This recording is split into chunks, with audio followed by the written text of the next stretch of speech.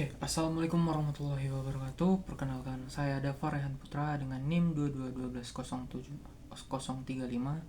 Di sini saya akan mempresentasikan terkait laporan saya yang berjudul Manajemen Risiko Keselamatan dan Kesehatan Kerja Karyawan Pengangkut Galon Air Konvensional pada Industri Air Minum Isi Ulang Skala Menengah menggunakan metode hierarki. Oke, yang pertama itu adalah latar belakangnya. Di Batam sebagai pusat industri menghadapi berbagai tantangan dalam penerapan keselamatan dan kesehatan kerja, terutama di sektor air minum isi ulang yang terus berkembang pesat. Permintaan yang meningkat seiring dengan kebutuhan masyarakat akan air minum isi ulang yang praktis, namun para pekerja di industri ini menghadapi risiko fisik yang tinggi. Risiko utama yang dihadapi pekerja meliputi cedera otot akibat mengangkat beban terlalu berat, kelelahan fisik berkepanjangan, serta kondisi kerja yang kurang mendukung prinsip ergonomis. Selanjutnya ada rumusan masalah. Pertama, bagaimana mengidentifikasi potensi bahaya K3 yang dihadapi karyawan. Kedua, apa langkah mitigasi meminimalkan risiko kecelakaan kerja bagi karyawan. Yang ketiga, bagaimana efektivitas penerapan metode hierarki dalam manajemen risiko K3. Selanjutnya itu ada tujuan penelitian. Yang pertama, untuk mengidentifikasi potensi bahaya K3 yang dihadapi karyawan. Yang kedua, untuk merumuskan langkah-langkah mitigasi guna meminimalkan risiko kecelakaan kerja bagi karyawan. Yang ketiga, untuk menganalisis efektivitas penerapan metode hierarki dalam manajemen risiko. Selanjutnya itu ada manfaat penelitian. Yang pertama itu untuk perusahaan itu bisa membantu meningkatkan standar K3 dan menciptakan lingkungan kerja yang aman. Untuk pembaca itu memberikan wawasan praktis tentang manajemen risiko K3 di bidang industri air minum isi ulang. Dan yang keempat, yang ketiga, untuk mahasiswa itu bisa menjadi referensi berharga untuk penelitian dan pembelajaran terkait mata kuliah atau di bidang K3. Selanjutnya itu ada batasan masalah. Jadi penelitian ini hanya berfokus pada manajemen risiko K3 yang dihadapi oleh karyawan pengangkut galon air minum secara manual di industri air minum isi ulang ini. Di fokus utamanya itu adalah di aspek K3-nya, nggak mencakup di biaya atau aspek lain. Untuk pengertian K3-nya ini udah dijelaskan oleh beberapa ahli. Yang pertama itu ada menurut Suhardi dan Daryanto, selanjutnya ada menurut Banyuwangi et al, dan yang ketiga itu ada menurut International Labour Organization atau ILO. Nah, identifikasi bahaya yang pertama itu adalah bahaya fisik. Jadi bahaya fisik ini dia tuh mencakup dari cedera akibat pengangkutan galon berat secara manual, seperti kayak nyeri punggung, kelelahan otot, atau resiko terpeleset ketika bekerja. Nah, yang kedua itu ada bahaya ergonomi. Bahaya ergonomi nih dia tuh mencakup postur tubuh yang salah pas mengangkat galon itu. Itu nanti badannya tuh cara ngangkatnya tuh salah. Nah, itu nanti bisa menyebabkan penyakit atau gangguan musculoskeletal disorders seperti nyeri punggung dan leher. Nah, yang ketiga itu ada bahaya mekanis. Nah, bahaya mekanis ini itu tuh terkait penggunaan alat bantu pengangkut yang tidak memadai atau rusak. Jadi dia nanti bisa mengakibatkan kecelakaan atau terjepit tangannya atau terjatuh. Nah, untuk penilaian selanjutnya itu ada penilaian resiko. Nah, penilaian resiko ini dilakukan untuk mempertimbangkan keparahan dan kemungkinan terjadinya kecelakaan, misalnya cedera punggung akibat teknik kerja yang salah. Itu nanti bisa dikategorikan di resiko yang mana, yang tinggi, sedang, atau rendah, atau ekstrim. Dan nanti kayak yang ada di tabel ini. Di tabel ini ada 3, yaitu tabel kategori risiko yang pertama, tabel kategori risiko yang kedua, sama tabel penilaian risiko. Nah, di tabel penilaian risiko ini itu di situ ada 4 warna yang mencakup itu 4 kriteria atau 4 level risiko. Yang pertama ada level yang low atau rendah, yang kedua sedang, yang ketiga tinggi, dan yang terakhir yang merah itu dia ini udah parah, itu ekstrim. Nah, bisa dilihat di tabel juga. Oke, selanjutnya itu ada waktu dan tempat penelitian. Jadi penelitian ini saya laksanakan itu di Depot Air Aizam Water itu di Ciptaland. Nah, jadi untuk penelitiannya itu dimulai dari bulan Oktober 2024. Nah, itu dia tuh proses penelitiannya itu fleksibel waktunya. Tapi dia fleksibel lah intinya, nggak ngikutin jadwal terstruktur atau gimana gitu. Nah, untuk selanjutnya itu ada jenis data. Nah, jenis data yang digunakan ini di sini saya menggunakan data primer sebagai informasi utama. Jadi didapatkan itu melalui wawancara sama observasi ke lokasi terkait. Nah, wawancaranya ini wawancara ke karyawan yang bekerja di depot air itu. Oke, yang selanjutnya itu ada metode penelitian. Jadi di penelitian saya kali ini saya menggunakan metode HIRARC atau Hazard Identification, Risk Assessment, and Risk Control. Jadi HIRARC ini metodenya digunakan untuk mengidentifikasi potensi bahaya, mengevaluasi resiko yang terjadi, sama mitigasi resiko. Selanjutnya itu ada metode pengumpulan data. Jadi di sini saya menggunakan seperti yang sudah saya katakan tadi. Di sini saya menggunakan metode wawancara dan observasi. Jadi untuk wawancaranya ini saya lakukan secara langsung sama karyawan yang bekerja di Depot Air Aizam Water itu. Untuk observasinya itu juga saya observasi langsung di lokasi. Jadi untuk melihat kondisi fisik lingkungan sama memantau karyawannya lah, ibaratnya gimana sih teknik pengangkatan yang diterapin sama karyawan yang di situ gitu. Oke, selanjutnya itu ada data kecelakaan. Nah, di data kecelakaan yang ada untuk studi kasus yang saya laksanain ini ada sekitar 12 data kecelakaan. Nah, itu kita bisa lihat langsung di tabelnya, kayak tertimpa galon kosong. Nah, ini nih aktivitas apa? Kecelakaannya ini tertimpa galon kosong. Nah, aktivitas apa yang nyebabin dia bisa tertimpa galon kosong? Itu pas pembongkaran galon. Jadi nanti kalau dia nggak hati-hati bisa kayak tertimpa kayak gitu. Nah, itu di situ juga ada yang ngejelasin tentang tergelincir. Nah, kenapa dia bisa tergelincir? Jadi mungkin ketika pas dia pencucian galon itu dia nggak berhati-hati, jadi dia tergelincir gitu.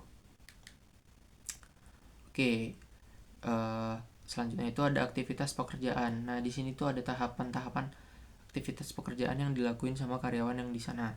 Pertama itu ada pembongkaran galon, yang kedua pencucian galon, yang ketiga infit galon. Jadi ini untuk ngisi airnya. Jadi nanti galon ini dimasukin konveyor gitu. Nah, yang keempat itu ada pemasangan seal galon, yang kelima pengangkatan galon terisi, yang keenam pemindahan galon ke pickup. Nah, ini pemindahan galon ke pickup ini untuk nanti galonnya didistribusin ke pelanggan-pelanggan lah gitu ibaratnya. Nah, selanjutnya itu ada identifikasi bahaya resiko pekerjaan. Nah, seperti yang saya bilang tadi, mungkin bisa dilihat di tabel juga. Yang pertama itu ada pembongkaran galon. Untuk bahayanya itu tertimpa galon kosong kayak yang udah saya ceritain tadi. Nah, resikonya itu bisa tubuhnya luka kena timpa galon kan, terus tuh memar, atau bisa jadi yang fatalnya itu patah tulang kalau galonnya banyak kayak gitu. Nah, selanjutnya itu ada yang mungkin bisa dilihat itu di poin yang ketiga itu tangannya terjepit konveyor. Jadi misal dia nggak hati-hati kan masukin galon ke konveyor, ntar tangannya kejepit gitu. Jadi dia nanti resikonya itu luka pada jari tangan atau bengkak, atau bisa jadi yang lebih parah tuh patah jarinya gitu, bahaya tuh. Selanjutnya itu ada pengolahan data. Jadi di sini tuh ada tabel yang menjelaskan tentang penilaian resiko. Bisa dilihat sendiri sama teman-teman juga. Situ untuk yang bagian pembongkaran galon ada likelihoodnya itu sebesar 1, severity-nya 1. Jadi untuk risk-nya itu 1. Nah, di risk levelnya itu low, jadi dia ini masih masuk kategori rendah gitu. Nah, kalau yang tinggi itu kayak pemasangan seal pada galon. Jadi nanti bahayanya itu dia terkena panas mesin steam sealnya itu. Jadi kalau nggak hati-hati nanti dia kena mesinnya itu bisa jadi luka bakar ringan atau parah. Nah, kayak yang dilihat di tabel itu untuk likelihoodnya itu 2, severity-nya 5, jadi risk-nya itu 10. Jadi dia ini masuk ke kategori high tuh. Nah, selanjutnya itu ada penilaian resiko, ada pengendalian resiko. Nah, untuk yang di sini saya ngasih contoh untuk yang pertama lagi, yang pembongkaran galon kosong tadi. Nah, di situ kan di awal tadi kan udah kita lihat tuh penilaian resikonya. Nah, apa sih pengendalian resikonya untuk mengurangi hal-hal tersebut? Walaupun mereka ini udah masuk kategori rendah, kan sebisa mungkin kita tuh untuk menghindari atau enggak biar kecelakaannya tuh nggak ada, berkurang, makin rendah lah ibaratnya. Nah, pengendalian yang bisa dilakuin itu yang pertama itu ada pengendalian administrasi, kayak masang papan informasi untuk nunjukin tempat lokasi penyimpanan galon kosong tuh di mana. Jadi dia tuh nggak ketimpa-timpa galon kosong lah ibaratnya. Nah, yang selanjutnya itu pengendalian APD. Ini bisa pakai sepatu boot atau enggak sepatu karet untuk ngelindungin kakinya di pas dia ngebongkar galon, supaya nggak ketimpa atau apa kan, pleset dia habis itu ketimpa. Nah, dia bisa pakai sepatu boot atau enggak sepatu karet biar nggak ketimpa itulah, itu ibaratnya. Nah, selanjutnya itu ada hasil dan pembahasan. Jadi di sini tuh ada dua tabel yang saya kasih tunjuk. Yang ini tentang jumlah nilai level resiko sebelum dan setelah pengendalian. Nah, bisa kawan-kawan lihat yang di atas itu adalah tabel yang sebelum, dan yang di bawah itu tabel sesudahnya. Untuk tabel yang sebelum itu, di situ kita bisa lihat di level resiko itu untuk low itu ada 5, medium ada 4, dan high-nya ada 3. Nah, di tabel yang setelahnya itu, tabel setelah kita lakukan pengendalian, di situ terjadi perubahan. Nah, untuk yang low itu ada 9, dan untuk medium itu ada 3. Sedangkan untuk high-nya itu dia udah hilang, udah nggak ada gitu. Nah, selanjutnya ini ada ini, kalau tadi kita ada jumlah nilai level resiko. Nah, di sini ada presentasi nilai level resiko. Nah, bisa kita lihat di situ ada dua pie chart. Untuk yang pertama yang di atas itu bisa kita lihat di situ presentasi yang warna hijaunya itu 41,67%. Itu sebelum dilakukan pengendalian resiko. Nah, di situ ada yang warna oranye itu atau yang high itu 25%, dan yang kuning itu ada 33,33%. Nah, setelah dilakukan pengendalian risiko terjadi perubahan, kayak yang kita lihat yang di bawah itu, yang pie chart di bawah, nanti dia tuh berubah jadi yang low-nya itu sebesar 75%, dan yang medium-nya itu sebesar 25% gitu. Nah, selanjutnya ada grafik perbandingan. Nah, ini kayak yang saya kasih tahu di sebelumnya tadi. Grafik perbandingan ini kita bisa ngeliat nih grafik sebelum sama sesudahnya. Jadi di grafik ini kita bisa ngeliat di grafik yang sebelumnya itu ada kategori high itu 3, medium itu 4, sama low itu 5. Jadi grafik level resiko setelah pengendaliannya itu berubah, dia jadi mediumnya 3 sama low-nya 9, sedangkan yang high-nya itu nggak ada gitu. Jadi kesimpulan dari penelitian saya ini, yang pertama itu ada identifikasi potensi bahaya. Di penelitian ini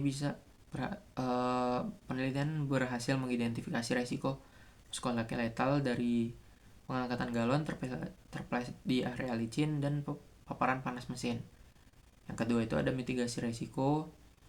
Di usulan mitigasi meliputi jadi sini usulan mitigasi meliputi pelatihan ergonomi, alat bantu, penggunaan APD, dan pengendalian administratif serta teknik. Administratif serta teknik efektif menurunkan resiko ke tingkat sedang dan rendah. Yang ketiga itu ada efektivitas Metode hierark, jadi dia ini terbukti meningkatkan manajemen resiko K3 dengan menurunkan tingkat resiko secara signifikan melalui identifikasi, penilaian, dan pengendalian bahaya. Nah, untuk sarannya itu yang pertama ada pelatihan rutin, jadi perusahaan bisa perlu melatih karyawannya untuk dalam teknik pengangkatan secara ergonomis dan uh, ini pelatihan kayak pentingnya menggunakan APD gitu untuk mengurangi resiko muskuloskeletal atau cedera. Nah, yang kedua itu ada sarannya itu alat bantu kerja, jadi disarankan kayak untuk menggunakan troli untuk ngeringanin beban fisik lah ibaratnya, dan kayak ningkatin efisiensi kerja. Nah, yang ketiga itu ada audit secara berkala, jadi perusahaan itu bisa kayak nge-audit secara rutin tentang evaluasi penerapan K3 untuk menjaga konsisten pengendalian resiko dan menyesuaikan dengan kondisi terbaru gitulah ibaratnya.